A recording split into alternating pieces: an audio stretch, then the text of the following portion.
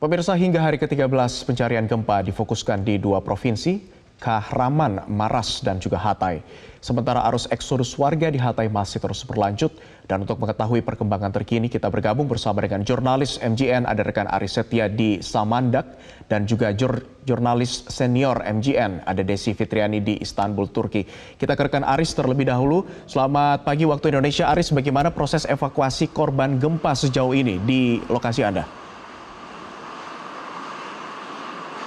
Ya, Abdi dan juga pemirsa, dari informasi terakhir bahwa memang proses penanganan pasca gempa terkait dengan khususnya lagi proses pencarian dan juga penyelamatan masih terus berlangsung sampai dengan 13 hari pasca gempa. Kami melihat masih banyak sejumlah tim relawan dari berbagai negara yang melaksanakan proses SAR. Terakhir kami mendapati informasi sejumlah SAR dari berbagai negara ini sudah berhasil menyelamatkan sebanyak kurang lebih 31 korban yang berada di reruntuhan bangunan. Ini berada lokasinya di sebuah pemukiman di Provinsi Hatay, Turki. Dan untuk lebih jelasnya juga saat ini sudah bersama saya Duta Besar Republik Indonesia untuk Turki, lalu Muhammad Iqbal. Selamat pagi Pak Iqbal. Selamat pagi Mas.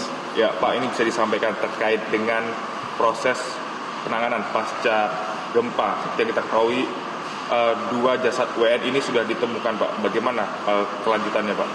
Alhamdulillah kedua jasad WNI ini sudah dilakukan pemulasaraan khusus untuk Erma Lestari yang Muslim itu sudah dimandikan, sudah disolatkan, dan kedua jenazah sekarang sudah berada di Adana. Di Adana disimpan di rumah jenazah di Adana untuk dipersiapkan untuk pemulangan pada tanggal 22 pagi nanti akan dipulangkan. Baik, Pak Iqbal, ini terkait dengan penanganan pasca gempa sendiri di Turki, bisa dijelaskan bagaimana update-nya Pak? Yang jelas kemarin dari pemerintah Turki sudah memutuskan untuk menghentikan proses SAR. Jadi dengan demikian semua petugas SAR, baik petugas SAR dari Turki maupun dari luar Turki sudah dipersiapkan untuk exit. Nah, artinya bahwa 2 minggu ke depan ini akan proses untuk persiapan untuk recovery. Itu artinya bahwa semua bangunan-bangunan akan diratakan. Jadi teman-teman bisa lihat sekarang banyak dump truck berkeliling meratakan, kemudian mengangkat dead bodies yang tadinya tidak menjadi prioritas, sekarang prioritas untuk mengangkat dead bodies. Jadi dalam minggu ke depan kita akan mendengar angka kematian yang lebih mendekati realnya. Sekarang ini kita baru mendengar angka sekitar 46-47 ribu. Mungkin di minggu ke depan itu bisa eksponensial peningkatannya bisa 70-80 ribu. Itu adalah sebetulnya orang-orang yang sudah meninggal sebelumnya. Namun pada proses SAR sebelumnya tidak menjadi prioritas. Oke. Lalu bagaimana Pak terkait dengan bantuan kemanusiaan sendiri dari Indonesia? Apakah selanjutnya masih akan ada bantuan dari Indonesia ini Pak? Masih akan ada bantuan kemanusiaan. Tanggal 21 Menteri Menko PMK akan datang membawa 2 pesawat kargo. Beliau akan memimpin sendiri 2 pesawat kargo ini. Ada bantuan, terutama isinya adalah tenda, karena ini periode untuk menyiapkan akomodasi bagi para korban yang survive. Kemudian akan kita bawa juga vaksin tetanus, karena semua pekerja yang nanti akan membersihkan bangunan itu harus divaksin tetanus dulu. Dan itu yang paling urgent sekarang, mereka kekurangan vaksin tetanus. Secara khusus pemerintah Turki menghubungi saya dan saya menyampaikannya kepada Menteri Kesehatan. Mereka secara khusus mengatakan bahwa mereka sangat membutuhkan vaksin tetanus dan mereka tahu bahwa Indonesia adalah salah satu produser vaksin tetanus yang cukup besar. Baik, terima kasih banyak Pak Lalu Muhammad Iqbal, Duta Besar Republik Indonesia untuk Turki, sudah berbagi informasi bersama dengan Metro TV. Demikian Abdi. Baik, terima kasih Aris Setia atas informasi Anda langsung dari Samandak. Selanjutnya kita bergeser ke kota Istanbul, Turki. Ada jurnalis senior MJN Desi Fitriani. Selamat pagi waktu Indonesia. Desi, kami konfirmasi, benarkah pencarian di beberapa daerah ataupun lokasi di sana diberhentikan? Ya memang Abdi, memang selama ini pencarian ataupun gempa terjadi di lebih dari 10 kota ataupun provinsi. Dan diantaranya adalah Kahraman Maras, Adana, Adiyawarman, Hatay, Diyarbakir, Gaziantep, Malatya. dan Kilis serta juga Osmanye, Elazik dan Santalirja. Tetapi sejak kemarin di 8 lokasi telah diberhentikan dan sekarang lebih difokuskan kepada 2 lokasi di Kamar Maras dan juga di Hatay. Kenapa? Karena memang di 2 lokasi tersebut yang diduga masih ada beberapa korban yang tertimbun dari bangunan ataupun apartemen yang hancur. Dari dua provinsi tersebut di Kamar Maras dan juga di Hatay ada setidaknya 40 bangunan yang masih terus dilakukan atau 40 bangunan atau 40 titik yang masih terus dilakukan pencarian korban.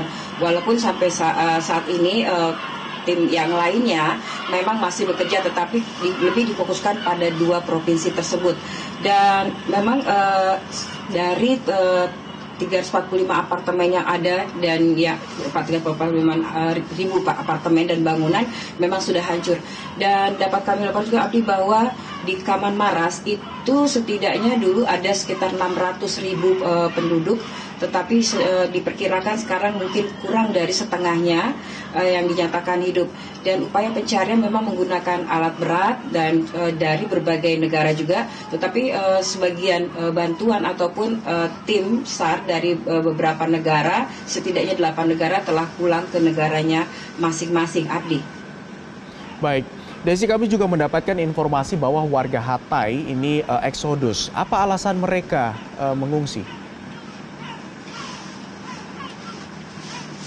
Ya, memang kemarin saya sudah menyusuri jalan di kawasan Hatay dan dari kota Hatay sekitar 3 atau 5 kilometer itu terlihat ada para pengungsi dan di situ ditempatkan terminal.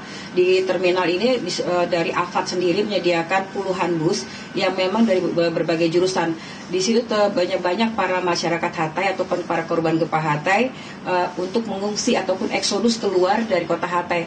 Dan ketika kami tanyakan kepada mereka kenapa mereka keluar ataupun meninggalkan Hatay, mereka mengatakan bahwa apa yang bisa mereka harapkan lagi karena rumah mereka telah hancur dan bagaimana mereka bisa hidup untuk menata kehidupan mereka, karena memang hampir mereka bahkan menyatakan bahwa mereka hidup seperti di kota mati.